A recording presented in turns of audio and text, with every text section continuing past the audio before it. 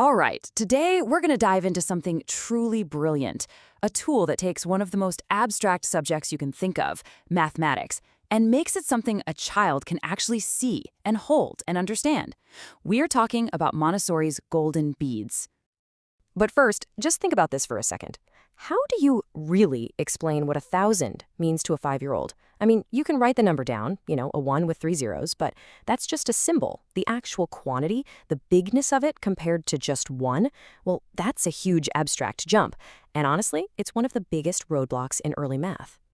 Okay, so let's get into this because the Montessori approach has such an elegant solution.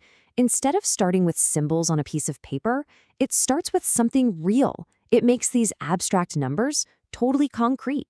It creates math you can literally hold in your hands. And the real genius is right here in the design. It's so simple, but so powerful. A single tiny golden bead is 1. A 10 bar? Well, that's literally 10 of those beads strung together. Now, 100 isn't just a bigger bead. No, it's a square made of 10 of those 10 bars. And the 1,000? Get this. It's a heavy cube made of 10 of the 100 squares. A child can physically see and feel the huge difference in size and weight between 1 and 1,000. And this is the absolute core principle. Before a child is ever asked to memorize what the symbol 100 looks like, they've already had this deep physical experience with it. They've held the 10 bar, they've felt the weight of the 100 square. That sensory experience comes first, and it builds this incredibly solid foundation for the abstract stuff that comes way later. So, what does this actually look like in a classroom? Well, it's not kids sitting at desks listening to a lecture. Not at all. The golden beads are used in this super active, hands-on way that to the kids feels a whole lot like playing, and it's all carefully guided by their teacher. It starts off simple enough, just introducing and comparing the different pieces. Then, kids get invited to build numbers. The teacher might ask for, say, 3 hundreds, 4 tens, and 5 units. But where the real magic kicks in is with games like the bank game. The kids get to be bankers, and they learn the whole decimal system by physically exchanging 10 little unit beads for 1 10 bar. It's just brilliant. And this one little story just perfectly captures the impact. So there's this classic account from a classroom of a little girl who's asked to carry the 1,000 cube across the room.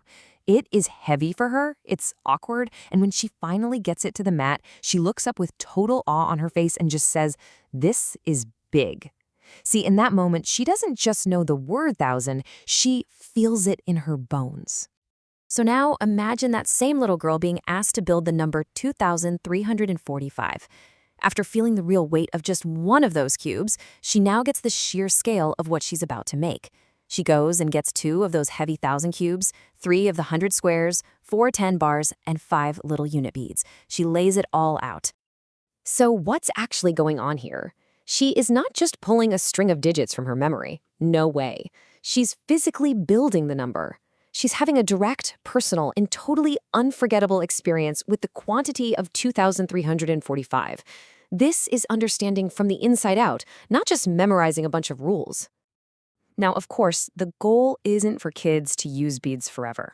The whole point of all this hands-on, concrete work is to build such a strong internal picture of the decimal system that when they eventually move on to purely abstract written math, the concepts are already locked in. And this really just puts the two approaches side by side. You've got rote memorization, which starts with abstract symbols and rules, and, let's be honest, can create a lot of math anxiety. Then you have this lived experience with the beads, which starts with things you can touch and feel. It builds that concrete understanding first, which naturally leads to confidence and, believe it or not, actual joy in figuring out how numbers work. At the end of the day, what the golden beads accomplish is really what all great teaching tries to do. They take a complex, totally invisible idea, our number system, and they make it visible. They make it tangible. And in doing that, they make it joyful. So the secret sauce here is pretty clear.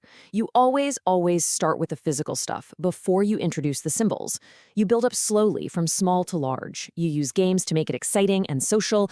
You let kids repeat it over and over because that's what makes the learning stick. And maybe the most important rule, you protect that concrete experience. You never ever rush a child into abstraction before they are truly ready. And all of this brings us to one last thought. the golden beads really challenge us to rethink not just how we teach math, but maybe how we learn anything. So I'll leave you with this question.